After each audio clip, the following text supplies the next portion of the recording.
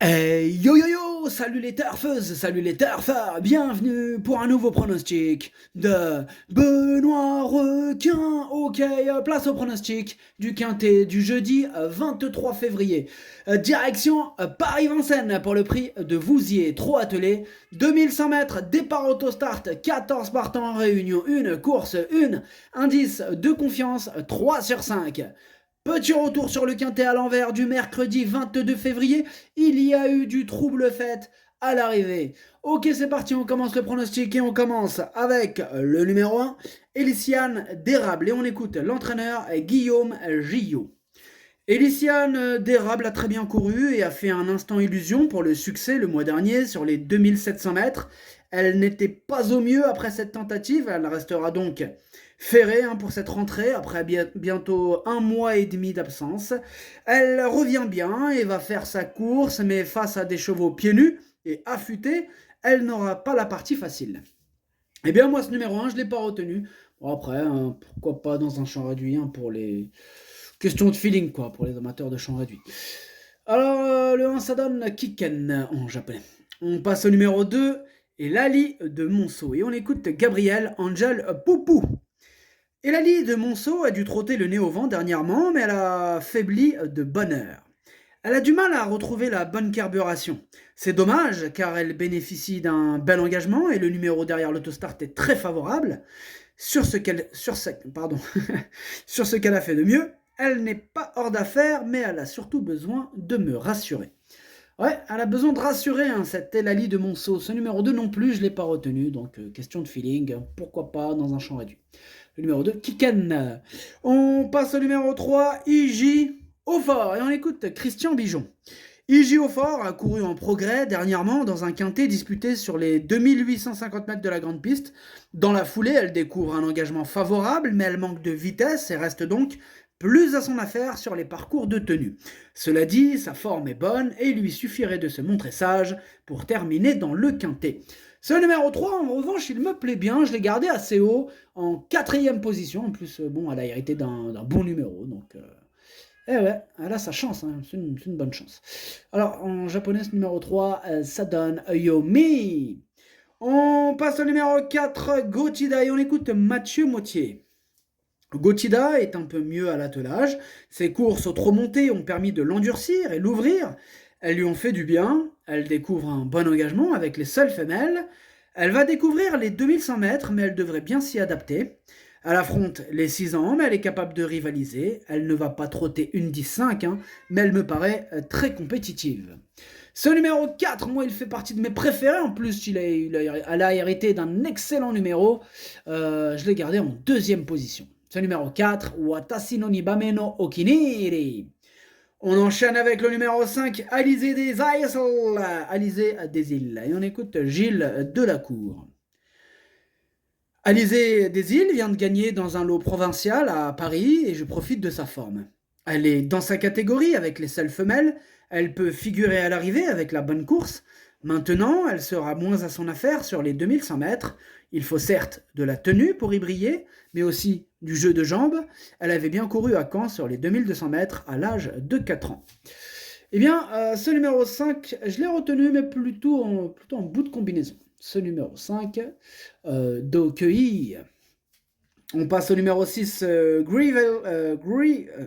Grayville Somoli. Et on écoute Mathias Dudouis.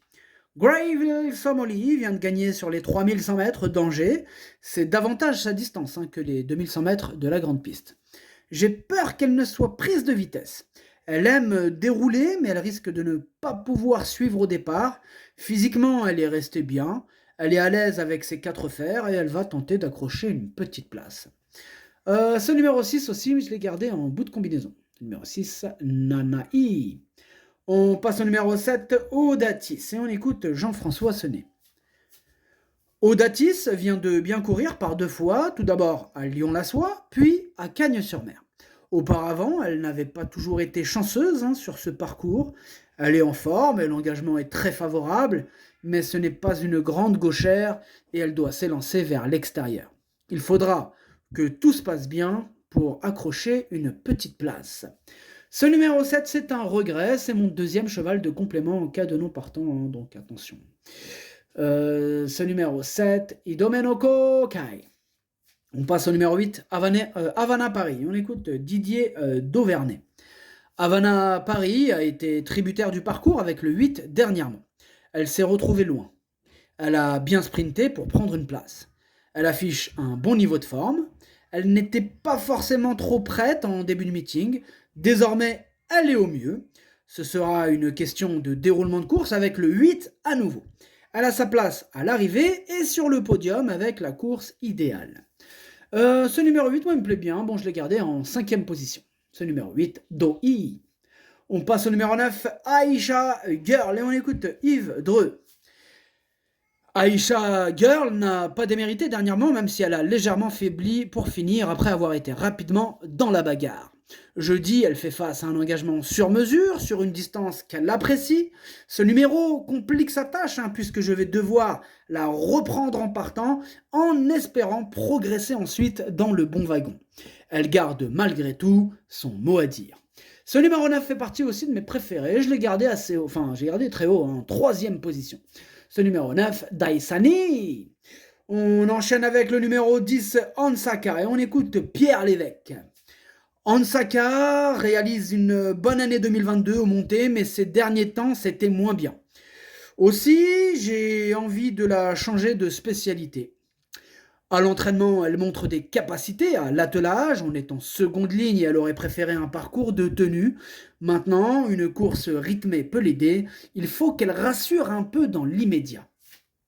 Moi, ce numéro 10, je ne l'ai pas retenu, mais après, bon, question de feeling, pourrait intéresser les amateurs de chant réduit ou de coups de folie, pourquoi pas. En cas de défaillance, du coup.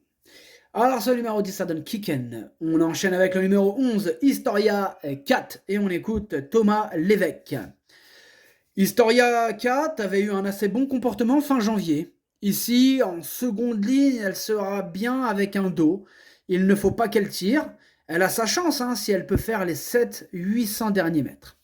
Ce numéro 11, c'est lui mon gros regret. C'est mon cheval de complément en cas de non partant. Attention, possible cassage en vue. Ce numéro 11, Kokai. On passe au numéro 12, Hera Santini. On écoute Laurent Claude Abrivard. Hera Santini aurait pris un accessite sans une faute à l'entrée de la ligne droite la dernière fois. Jeudi, elle retrouve une opposition semblable et doit encore s'élancer en seconde ligne. Elle est plus à son affaire sur les pistes plates et a donc besoin d'un bon déroulement de course pour placer sa pointe sur ce parcours de tenue. Si c'est le cas, elle devrait terminer dans le quintet. Bien, moi, ce numéro 12, c'est mon préféré et je l'ai installé en tête. Ce numéro 12, Okiniri. On passe au numéro 13, Ola de Naples, et on écoute Romain Derieux. Ola de Naples a été testée positive à la maladie de Lyme. Elle a été traitée. Ici, il s'agit d'une rentrée. Elle va conserver ses fers et évoluera en seconde ligne. Autant dire qu'il faut avant tout la regarder courir. Elle a un engagement à Cagnes ensuite. Selon son comportement, on effectuera le déplacement ou non. Eh bien, moi, ce numéro 13, je l'ai rayé. Ce numéro 13, queue. Et on termine avec le numéro 14, Havane d'Ocagne. On écoute Antonio Ripoll-Rigaud, l'entraîneur. Havane d'Ocagne se montre régulière ces derniers temps, même si elle doit parfois se contenter de petites places. Elle est restée au mieux, mais elle devra cette fois s'élancer en seconde ligne. C'est une opportuniste. Elle doit subir la course, ce qui comporte des aléas. Elle a très bien travaillé ce mardi matin. Elle garde son mot à dire pour la 5e, voire la 4e place. Eh bien, ce numéro 14, je l'ai retenu. Sachez que c'est elle, la 8e de mon pronostic. Le numéro 14, Hachi. Le pronostic, ça donne 12, 4, 9, 3, 8, 5, 6. Merci d'avoir suivi cette vidéo. N'hésitez pas à mettre un pouce bleu si la vidéo vous a plu. Vous aidez ainsi grandement la chaîne.